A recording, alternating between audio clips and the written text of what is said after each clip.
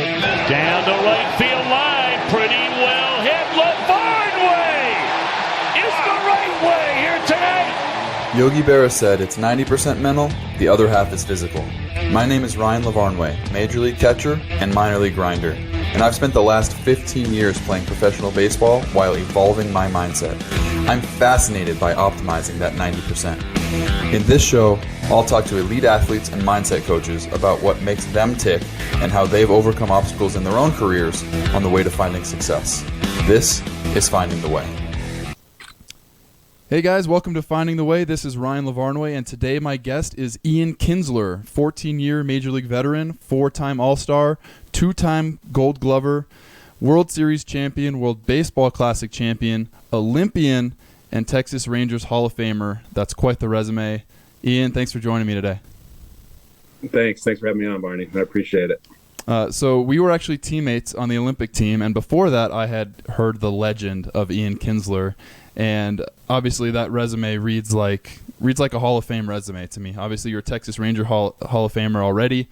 I think probably a baseball Hall of Famer. Any list that has the top second baseman of all time has you on it. It's pretty amazing.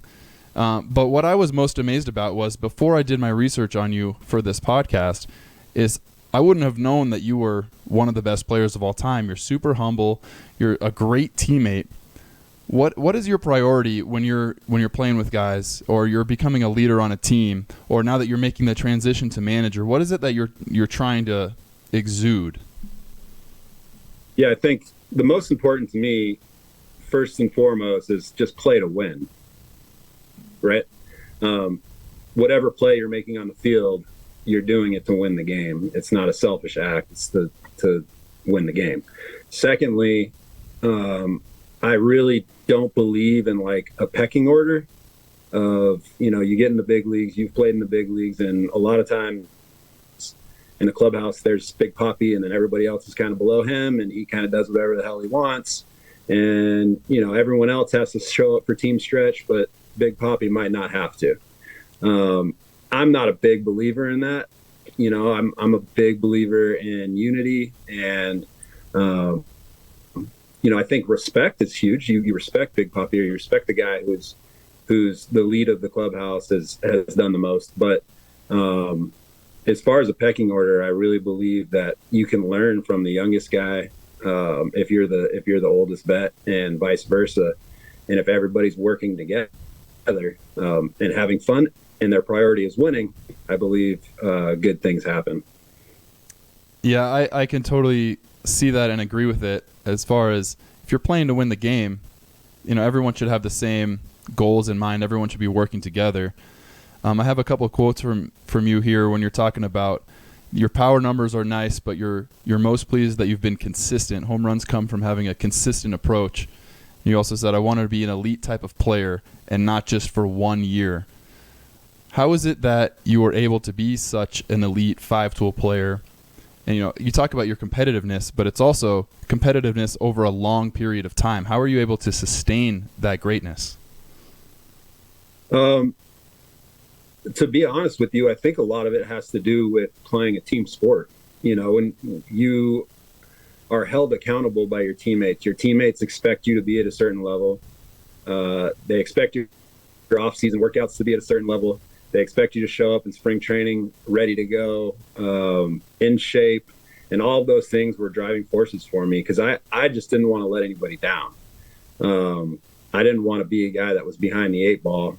And so I think that's kind of what drove me to play at a high level every, year in and year out, was the responsibility of leading off a game, being the leadoff hitter for the Rangers, and a little bit in Detroit, being that catalyst, the guy that can run, so I had to train my speed and stay on top of it, because that's what my teammates expected of me. So I think that was a big part of, the driving force to play well year in, year out. But, also I love the game. I love doing it.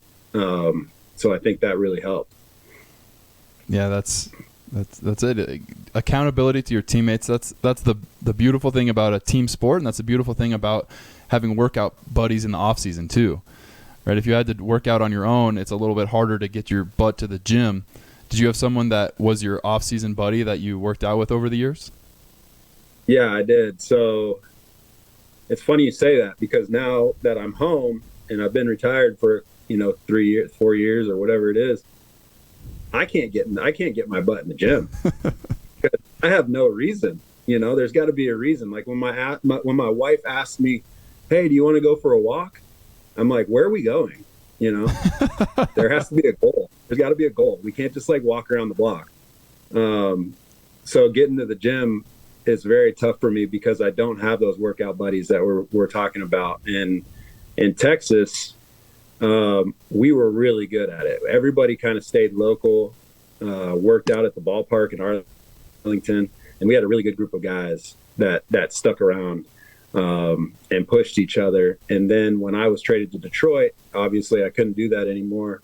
So I ended up going to a facility called Michael Johnson's Performance, and they had a baseball group of guys, pro guys that were there. We all worked out together and pushed each other. So that was always something that I needed. I'm still trying to get over that hump of being self controlling, I guess, or being able to push myself without a reason or a responsibility of a peer. But working out with somebody else, it definitely makes the workout go by faster. It definitely pushes you to keep up with them if they're better, at something than you are. And it also helps with if you're better than them, it also helps to push them. So you can feel all of those energies. So I think that's huge. If you need a goal to reach towards, maybe you and I can sign up for a triathlon. I enjoy doing Ironmans. I don't know if you're into that. Yeah, see, like, you're a different breed. We could do one. I got Josh Zide, also a teammate of ours, to do an Ironman with me a couple years ago. He thought I was nuts. He had never swum.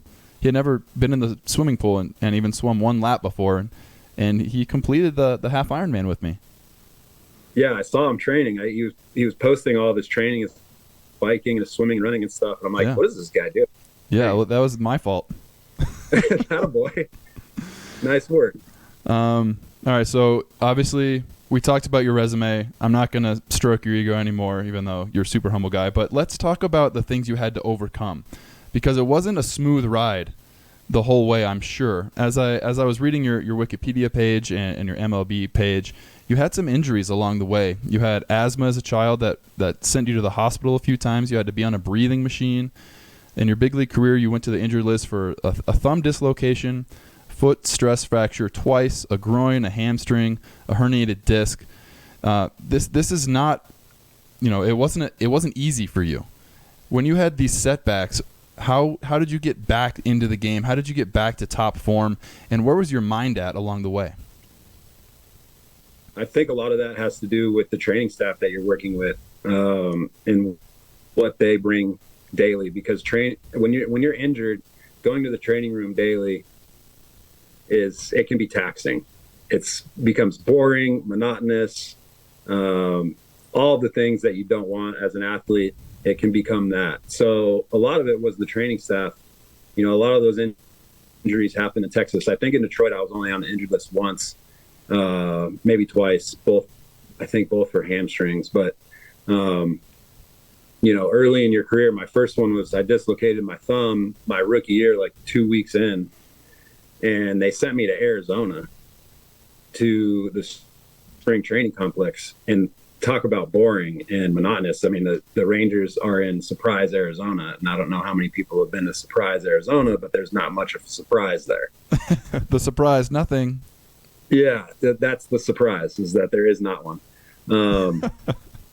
So being there for a month, a lot of it is the training staff and the energy they bring, and, day in and day out, having fun with it, staying motivated.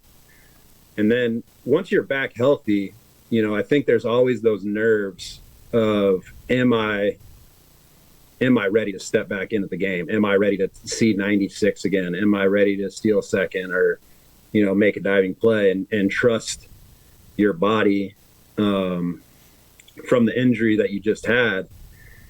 And early in my career, a lot of that was rehab assignments. You get to go on these rehab assignments and test your body and make sure that you're okay. Later in your career, you have the option of going or not going, and I usually chose not to go just because I wanted to be around the team, and it's just a lot easier than going to a spring training complex. So coming back, I think, when you first get back on the field, there's always those questions, but they seem to go away in the first game or two pretty quickly, and then you're kind of just back in the feel of things. But yeah, when you get hurt, those first couple games back are a little nervy. Yeah, I hurt myself when I was in the big leagues. I broke my hamate. I had to have surgery on the hook of the hamate in my left hand. And being at the spring training complex, it was boring, as you say, and isolating, and you have no peers because you're with the younger players that don't have the same experiences, aren't in the same part of their life as you are. But also what I found was that I've relied so much on my body, and I've had so much of my self-identity tied into being able to do the things well that I've done my whole life. Did you find the psychological battle as well as the physical battle? Yeah, I think that's a given, whether you're injured or not. There's always the psychological battle of staying consistent and staying even keel, and trying not to let emotions distract you. It's all, since we were little kids, we were told to eliminate distractions, whatever that may be. It could be emotional. It could be the other team yelling at you, screaming at you and trying to, get you going. It could be a number of things. And so since you're a little kid, you've been trying to eliminate those distractions. And, I think psychologically and especially psychologically, but a little bit physically, you just try to eliminate those things as best you can. And I think the guys that can do that the best are usually really good players. Yeah, so what do you mean by eliminate distractions? Like, so you're in Arizona, let's say. Let's dive into this. You're in Arizona. There's nothing there. The surprise, nothing. You have none of your teammates. What distractions are you trying to avoid in particular? Well, you don't want to go out. You don't want to start going to bars and making that part of your routine. You don't want golf to be important to you at that time. You don't want food to be kind of take over and you just start crushing everything. So you really have to be almost more regimented. It turns into more of an off-season mode where you wake up, you got your schedule down, right? Like you wake up, you eat this certain breakfast, you go to facility, you get this work in, you get your ultrasound, you get your ice, you get your heat, then you go to the weight room, do all your corrective exercises, eat lunch, do whatever you need to do on the field to get ready, back to the training. You're just super regimented. And so if you can eliminate everything and allow that to take place every day, your recovery is probably going to be faster and, better. Yeah, I think Nick Saban, I believe, is from the Alabama Crimson Tide, said it best. He said, if you want to be successful, there really are not a lot of choices. Right. So that's what it sounds like you're saying. Like, what the right thing to do is, what the right thing to eat is, when the right time to go to sleep is, in the gym, all these things. And then don't make other choices. Don't give yourself the option to go out and drink alcohol, which is going to slow your recovery. Don't give yourself the option to miss some sleep. Is that what you're saying? Yeah, absolutely. I mean, Nick Saban, I listen to his stuff all the time. He has some great quotes. I really appreciate him. There's a reason why he's been so successful.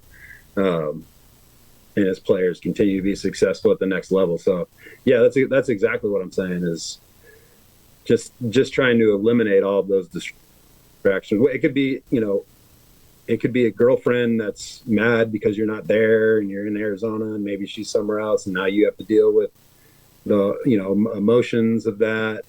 And you don't want to eliminate that, but you just have to not let it take over your day or bother you when there's things that need to get done. Absolutely. Totally agree. So let's go back to your journey up to the big leagues. Again, it wasn't a straight path necessarily. You got drafted out of high school, but in a round where you didn't think it was worth going pro yet. You started at a junior college, and then you got drafted again, and again you thought it's not worth it to go pro. I need to play a little bit more college. You transferred to ASU, and then you transferred again to the University of Missouri. Talk to me about going from one place to another, making a new first impression everywhere you go, having to earn your stripes on the team everywhere you go.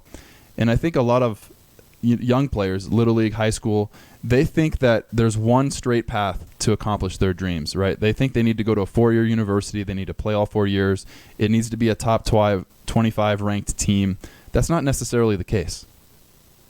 No. I mean, guys are scattered all over the big leagues that were late round draft picks, went to junior college, went to some, Lewis and Clark or some place that, there's all different kinds of paths to the big leagues. And for me, in high school, I was drafted, which was somewhat of a surprise because I was not being recruited by Division I schools. So I wasn't expecting much. My best friend at the time, his name was Brian Anderson, and he ended up becoming a first-round draft pick out of the University of Arizona by the White Sox, and we thought he was going to get drafted. So we were sitting around the computer back in the day. It's like AOL dial-up, listening to the radio and seeing if Brian gets drafted, and he never gets drafted. We were listening the second day, and then my name gets called. And at the time, there was a thing called draft and follow, it was called. So there was no negotiation at all.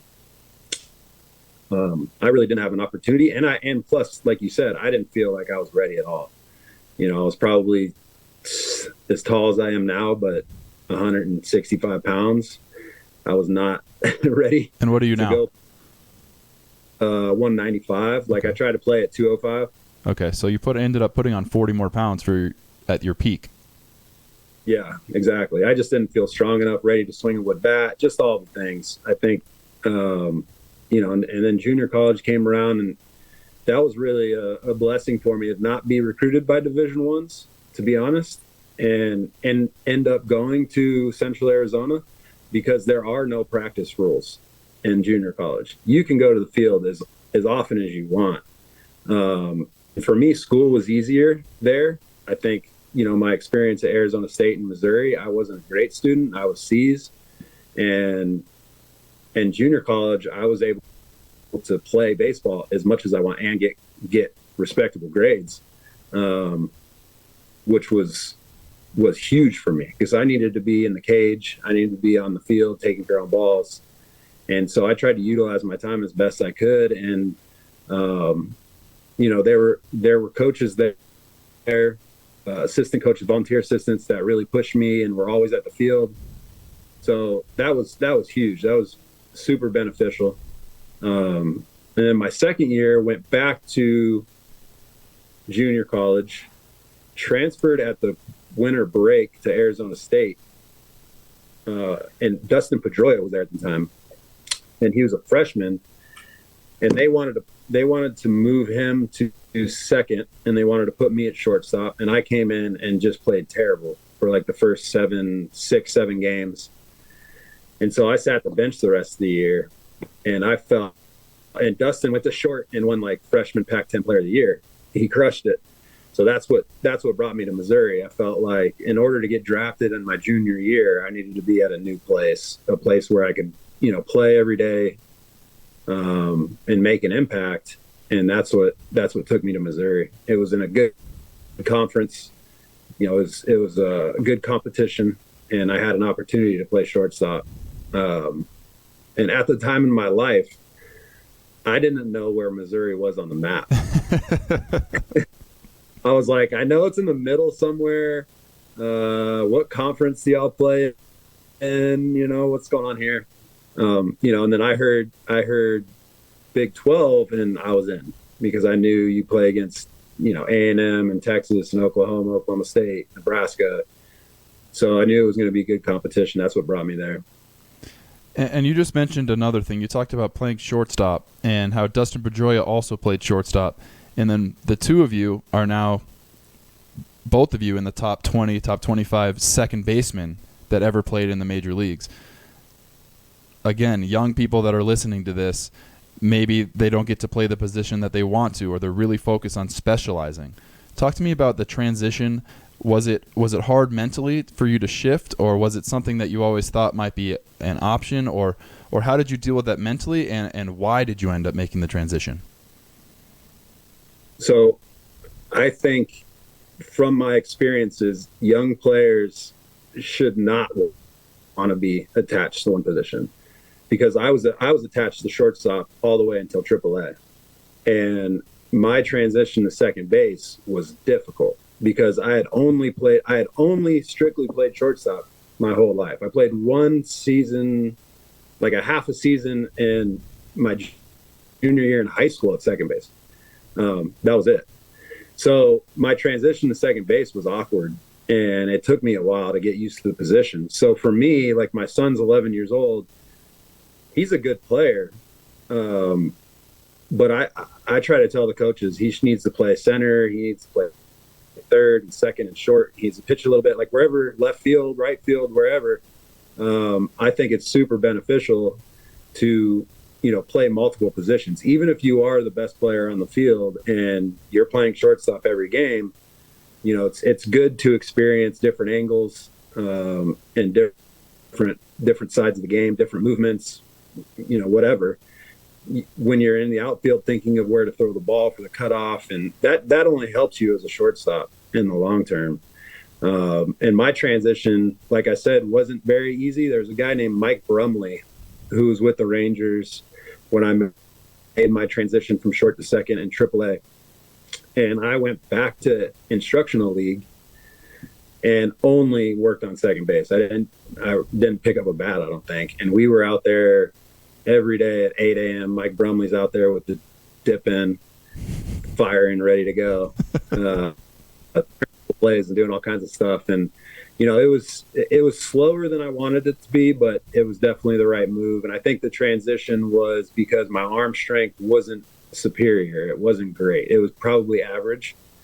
And it played up at second base. I had pretty good arm strength for a second baseman, but at short, that led to a lot of errors, a lot of quick release type plays. When you're going in the hole, you got to have a pretty strong arm to play shortstop.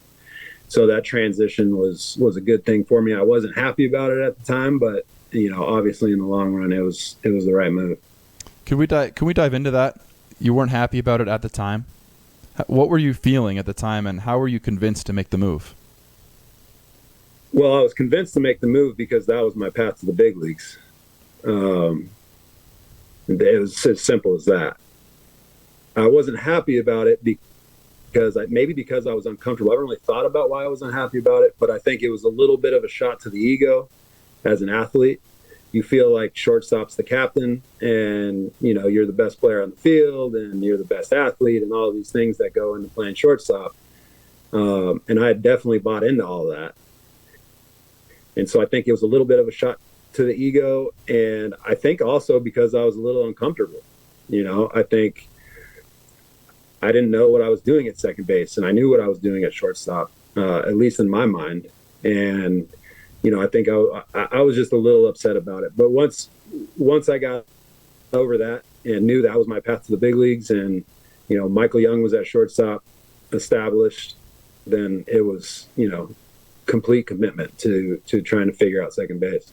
So it was just once you tried something new, you kind of got the hang of it. You felt more athletic again, but you also were made to understand that this is going to benefit you in the long run. So it was easier for you mentally to handle it. Yeah, absolutely. I knew that was going to be my place if I wanted to be a major league player. Which a major league player you were, and a very good one. And I have one more quote from you that I want to ask you about. When you first got promoted to AA, you were quoted as saying, when I first got called up, there were a million things running through my head. I was nervous. My hands were sweating. It was really exciting, but I didn't know what to expect. I was a little nervous that all of a sudden I wouldn't be able to hit. And I think that's a quote, and that's a feeling that anybody that's ever done something that they put up on a pedestal can relate to. Anybody that's ever maybe felt a little unsure of whether they belong at that level can relate to. Can you talk about that, and can you talk about how you got over it? Because you ended up being named Player of the Month that month that you were quoted as that. Yeah, I think you get into – I was in Clinton, Iowa in A-ball before I got called up to AA, and I was in a groove. Like probably the best groove of my life. I was hitting 400 at the time of the All-Star break. I had all kinds of doubles, and I felt like I couldn't get out. So moving to AA brought on the hand sweats and the nervousness, which then led to doubt, and wondering, am I going to be able to repeat what I'm doing in A-ball at this level? Is it going to work? Is what I'm doing and what's making me successful there going to make me successful here, at a new level? And especially you skip high A and you go to AA, and everyone knows AA is where all the talent is. That's kind of the new level, right? A lot of guys can go from AA to the big leagues, but from A-ball to AA, it just at the time felt like a bigger leap.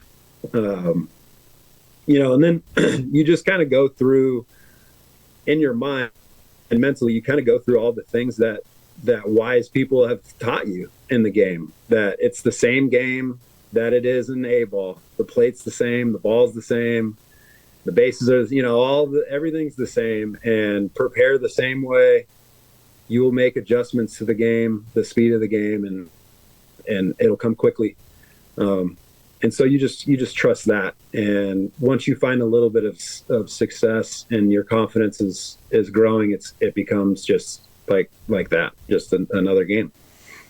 Yeah, I definitely feel like it's a little bit of imposter syndrome, where I've been called up and sent down 26 times from the major leagues. And every time I get called up, even the 25th or 26th time, I was nervous. I was like, can I still do this? Am I going to succeed? How much of an opportunity am I going to be given to succeed? Because baseball is very much a you're hot or you're cold type of sport. So how can I time my hot streak with this limited opportunity? Right. So it's like, go ahead. It's like trying to time a hot streak when you're going to Coors Field or something. Yeah, exactly. Like I need to hit 3 homers while I'm in Coors Field. And then you change your approach a little bit, and those outside factors, you try to limit those as best you can. I mean, better than anybody. There's always that little bit of doubt, but I think that's what's motivating for athletes, or at least, good ones that can overcome that. I think that's the driving part of the driving force. Yeah, absolutely. So Ian Kinsler, 14-year MLB vet, All-Star, Gold Glover, World Series champion, Olympian, Texas Rangers Hall of Famer. If there is one mantra that you have said to yourself over the years, or that you live by, something that motivates you, gets you going, gets you over the hump, that you could share with a little leaguer or a high school player or somebody listening to this right now, what would it be? It would be my dad used to tell me all the time that you have to prove it. So if you do something really well and you have a really good game, the next game you have to prove it. You have to prove that it wasn't just a fluke. So for me, on my glove, I would get stitched, prove it. So that was just something that I lived by, is that, like you said earlier, I guess one of my quotes was, I just didn't want to be a good player for 1 year. So you're a good player for 1 year. The next year, you got to prove it. You got to continue to prove it every day that you're capable of what you're doing. And so I would say, as far as mantra goes, that would be the one that stands out in my head. And, that's something that my dad taught me, and something that I wrote on my glove. So I would go with that. That's beautiful. I love it, man. I appreciate your time. You talked about having that competing mindset, playing to win, earn your respect. Don't necessarily just believe in the hierarchy. That it's not always a straight path. lots of players go the JUCO route. Lots of players get hurt. You can come back, and ultimately, you have to prove it. That sounds great. Ian Kinsler, thank you so much. And this has been Finding the Way. We'll see you next time. Thanks for listening to Finding the Way with Ryan Lavarnway. Find previous episodes on Apple Podcasts, Spotify, or wherever you listen to podcasts.